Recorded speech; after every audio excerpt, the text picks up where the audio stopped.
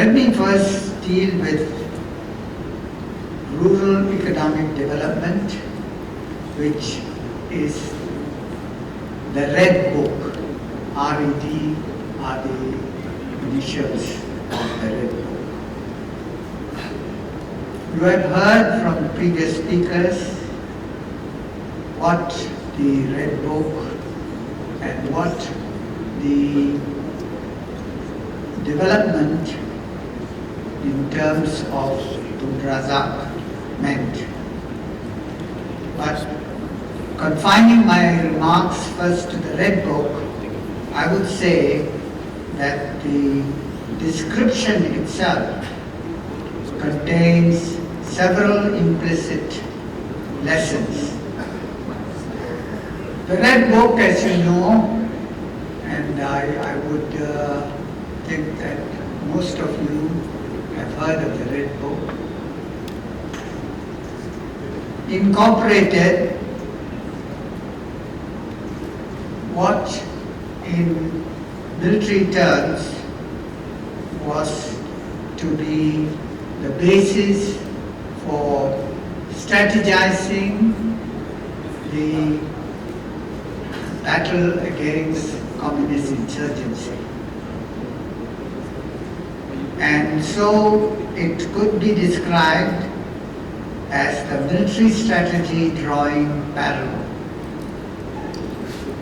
The second thing about the Red Book and the National Operations Room, which were tied together, is that the emphasis was on planning, monitoring, implementation,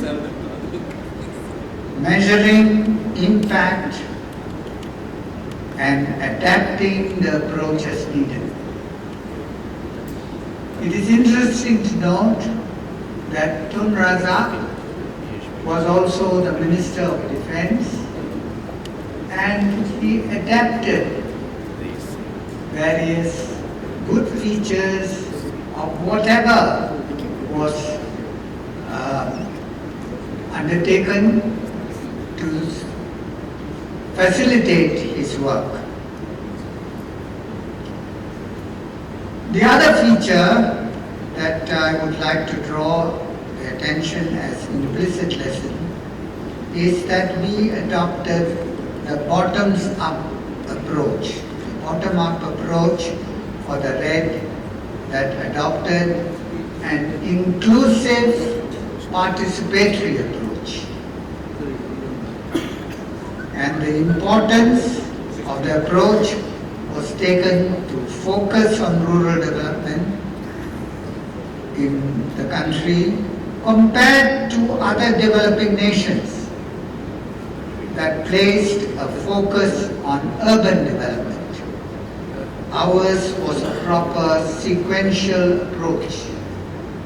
This is not to suggest that there was no attention given to the urban development at the initial years, but it was to emphasize that we concentrated, or Tun Razak conceived of the need to undertake rural development because that was the source of greatest need. You had to attend to rural development before you move on. Some of the outcomes resulting from the Red Book have also been mentioned, but I think the biggest indicator of our focus on rural development was the Red Book. And Red Book in terms of FELDA. FELDA was the starting point, and FELDA's role continued to provide for reduction of poverty in the rural sector and also to provide employment opportunities. You will recall that at the outset of independence, rural poverty was very rampant, and it was basically the Malays in the country who were victims of this, that their income was affected. They didn't have employment opportunities, land was hard to come by, and it was a case of addressing these problems that Felda itself was initiated. The other component of this afternoon's submission by me is to remove as far as to explain to you what NEP is all about. My predecessor here, Tan Sri Linsian, has told you that there was a lot of misinterpretation. But I entirely agree with him that the basic thrust of NEP was its strong emphasis on national unity, recognizing that diversity is the key component of the success of this nation. That was the theme. It was based on two thrusts. First, poverty eradication. The second is restructuring, societal restructuring. And poverty eradication was across racial lines, and restructuring society was to remove the race-based association with certain economic activities.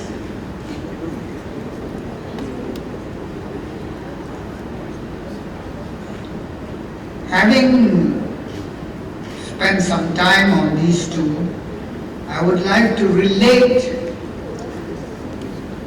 the initiatives in relation to today's challenges, and in today's challenges, just as national unity has been the important component, so has been the importance of education.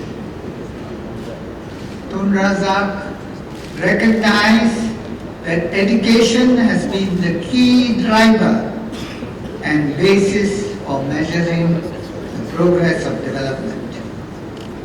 And even before independence, he was a Minister of Education, and he pursued his focus on education as the source of development. In this, I think the nation has made a lot of progress in terms of quantitative targets.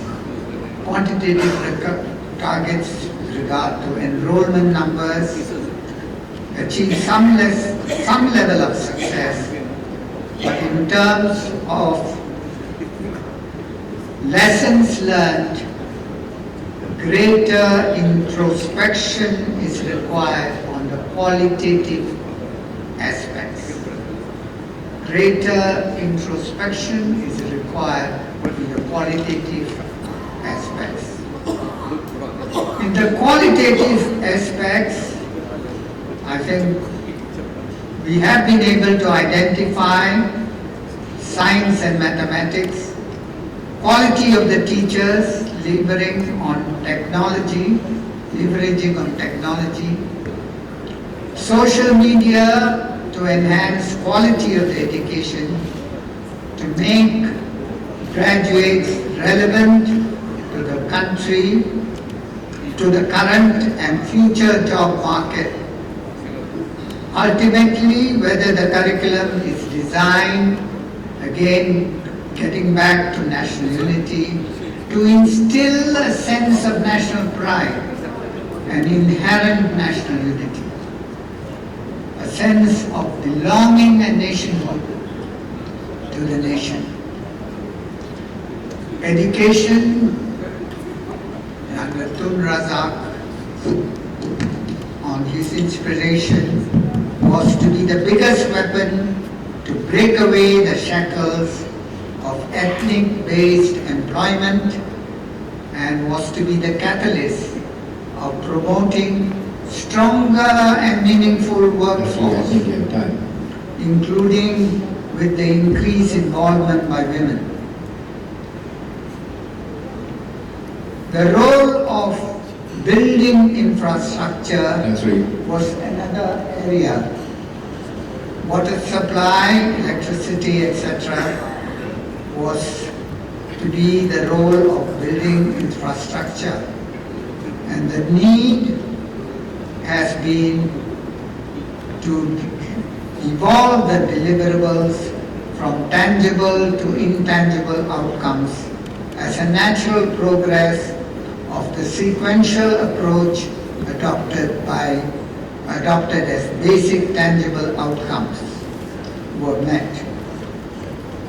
Progressive emphasis on quality requires, quality, give me a second.